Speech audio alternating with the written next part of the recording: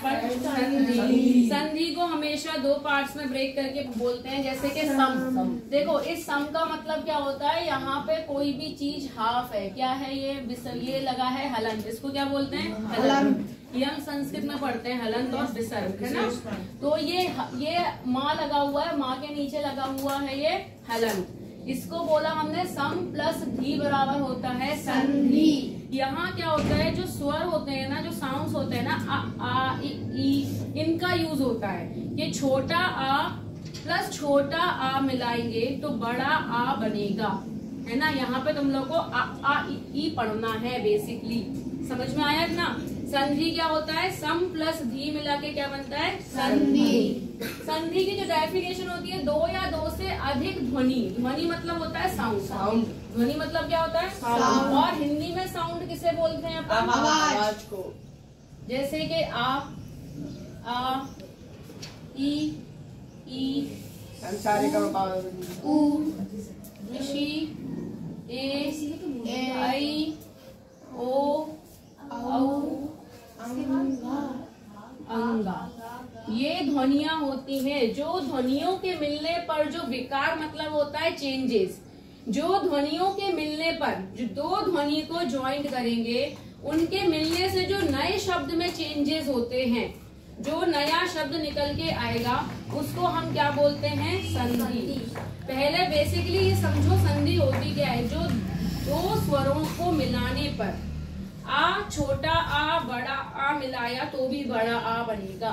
जब दो शब्दों को, दो स्वरों को, दो ध्वनियों को मिलाने पर जो विकार मतलब चेंजेस होते हैं, उसको हम क्या बोलते हैं संधि कहते हैं। संधि कहते हैं संधि वो तो कन्वर्ट हो गया ना, मैंने क्या बोला था, जैसे छोटा आ वाला कोई शब्द मिलाएंगे छोटे आ के संग में, तो वो बड़ा आ प्रोनाउंस करेगा, है ना। अभी हम इसी तरीके से पढ़ेंगे, जब छोटे आ को छोटे आ के संग मिलाएंगे तो बड़ा आ प्रोनाउंस करेगा वो, ठीक है। अब जैसे मनहा प्लस जा, मनहा प्लस जा, अब ये कभी कभी एग्जाम में आता है मनोज, मनोज को ब्रेक करो, मनोज को ब्रेक करना है। तो देखो मनहा, मनहा में क्या आ गया तुम्हारा, मनहा आ मनहा प्लस जा, जा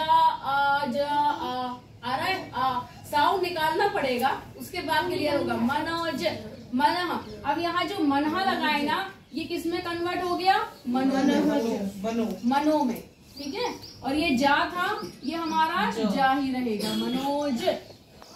अभी करवाऊंगी डिटेल्स में, तो एग्जाम्पल दिया है सत प्लस जन। अब देखो जब भी ये सत लगाए, मैंने कहा था हलंत का मतलब होता है ये शब्द आधा होगा, क्या होगा आधा। यहाँ क्या लगा हुआ है जन, यहाँ लगा हुआ है जन, तो हमको पता है ये जो ता है ना, ये जा में कन्वर्ट होगा सज्जन।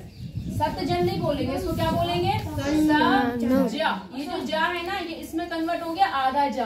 और मैंने कहा था कहीं भी अगर हलंत लगा हो, ये संस्कृत का भी रूल है, कहीं भी अगर हलंत लगा हो वो चीज हमेशा आधी हो जाएगी, ठीक है, आधी हो जाएगी।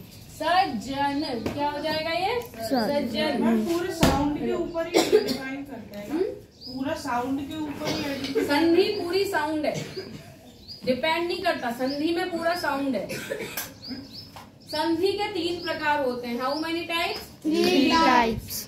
स्वर संधि, व्यंजन संधि और विसर्ग संधि। विसर्ग तो नाम से समझ में आ रहा है, जिसमें 2 डॉट होती हैं उसको विसर्ग कहते हैं, ठीक है।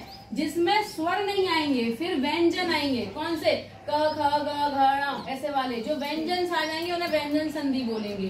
और जहाँ केवल और केवल हम स्वर की बात करेंगे कि इन्हीं स्वरों को मिलाने पे छोटा ई मिलाया बड़े ई के संग में तो वो बड़ा ई बन गया भाई, है ना। या हमने छोटा ई और प्लस बड़े ई में से कोई भी शब्द आ जाएगा और छोटा ई प्लस बड़े ई के संग मिलाएंगे तो भी वो ई का साउंड ही क्रिएट करेगा, है ना। जब हम केवल और केवल साउंड की बात करेंगे उसे हम कहते हैं स्वर संधि। जहाँ हम किसकी बात करेंगे, कॉन्सोनेंट्स की बात करेंगे, उसको हम क्या बोलते हैं व्यंजन संधि। उसके बाद जहाँ हम विसर्ग की बात करेंगे, मनहा प्लस जा, जहाँ 2 डॉट्स आ जाएंगी उसको हम कहते हैं क्लियर। 2 डॉट्स है, उनको हिंदी में क्या विसर्ग ही कहते हैं, विसर्ग ही कहेंगे उनको, उनका कुछ नाम नहीं है, विसर्ग ही होता है वो, इतना क्लियर हुआ? कोई डाउट है इसमें?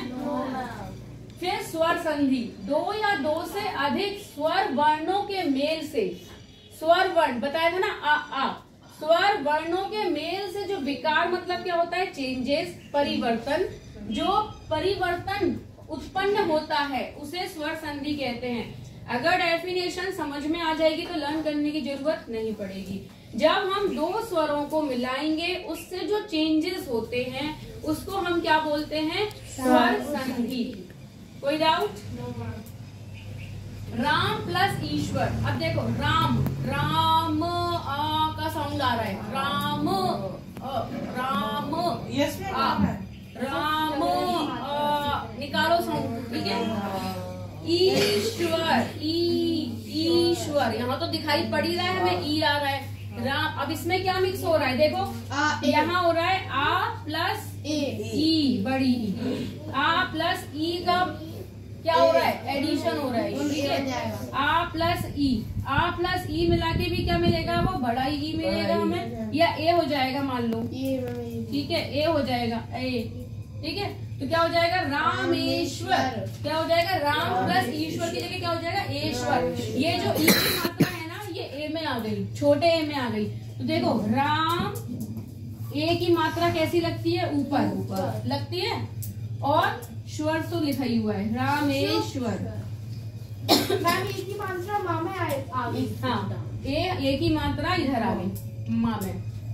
कोई भी जो मात्रा होती है ना वो एक साइड आगे ही लगती है, पीछे नहीं लगेगी, उसके यहाँ नहीं लगेगी, श्वे पर नहीं आएगी, वो मात्रा हमेशा एक स्टेप अहेड लगती है, ठीक है। रमा प्लस ईश, रमा बड़ा आ रहा है, रमा मात्रा भी प्लस ईश, क्या हो गया ये? ईश। तो देखो रम, ये ईश ऐसे लिखा अपन ने, ठीक है, रम प्लस ईश हो गया, ठीक है। तो ये ई को हटा के ये किस में कन्वर्ट हो गया? ए में। तो ये हटा दो, और ये जो ए ई की जगह जो था वो ए बन गया, और ए की मात्रा लगती है हमेशा ऐसे। तो क्या हो गया ये? रमेश। विद्या प्लस आलय, दोनों बड़ा आ बना रहे हैं, विद्यालय कैसे बना रहे हैं? विद्या, यहाँ किसका साउंड आ गया? आ। विद्या प्लस आलय, आलय, तो यहाँ भी किसका साउंड आ गया? आ का। तो देखो ये आ हट जाएगा, है ना, और क्या हो जाएगा? विद्यालय। घा, और उसमें अंतर होता है। मैंने तुम लोग की बहुत टाइम हिंदी चेक करी है, हिंदी में तुम लोग क्या करते हैं? अच्छा, हिंदी में तुम लोग करते क्या हो? कुछ लोग ऐसे लिखते हैं विद्यालय, मैं बता रही हूँ, कुछ लोग ऐसे लिखते हैं विद्यालय, और कुछ लोग ऐसे लिखते हैं विद्यालय, विद्यालय। ये देखो इसमें जो ऊपर वाला लिखते हो ना, ये टोटली गलत है, ये टोटली गलत है। विद्या नहीं होता, विद्यालय नहीं होता, विद्यालय, विद्यालय इज नॉट अ वर्ड, ठीक है। विद्यालय, ये जो हमारा दा आता है ना, ये दा का साउंड प्रोनाउंस करता है, दा, विद्या, ये दा। इसमें क्या मिक्स है? इसमें दहा और या दोनों शब्द मिक्स होते हैं। ये कैसे बनता है? इस तरीके से बनता है ये, ठीक है। इसमें दा और या दोनों मिक्स होते हैं, इसलिए हम उसको विद्यालय कहते हैं। तो इसमें ये भी सही हो जाएगा आपका, ये भी देखो। और ये मैंने हलंत लगाया है, इस हलंत का क्या मतलब है? ये शब्द आधे, मतलब इस टाइप से लिखे मैम तो कौन सा सही? दोनों ही सही है अपनी अपनी जगह। अगर यहाँ पे हलंत लगाया है तो ये दोनों ही सही है। मैं आपने ऊपर वाले में बताया था कि मैम इसमें दो वर्ड यूज है और ठीक है। हाँ, स्वर संधि के 5 प्रकार होते हैं, दीर्घ स्वर संधि, गुण संधि, वृद्धि संधि, यण संधि, अयादि संधि। इसके 5 टाइप्स होते हैं जो अभी हम पढ़ने वाले हैं। बंद कर दो से। स्वर संधि, देखो दीर्घ मतलब होता है बड़ा, नाम से समझ में आ रहा है, दीर्घ मतलब बड़ा। दो या दो से अधिक समान स्वर, जब 2 या 2 से अधिक समान स्वर, आ ई उ ऐसे, ए आई ओ औ अंगा, ठीक है। 2 या 2 से समान वर्णों के मेल से जो विकार मतलब क्या होता है? चेंजेस होते हैं, उसको दीर्घ स्वर संधि कहते हैं।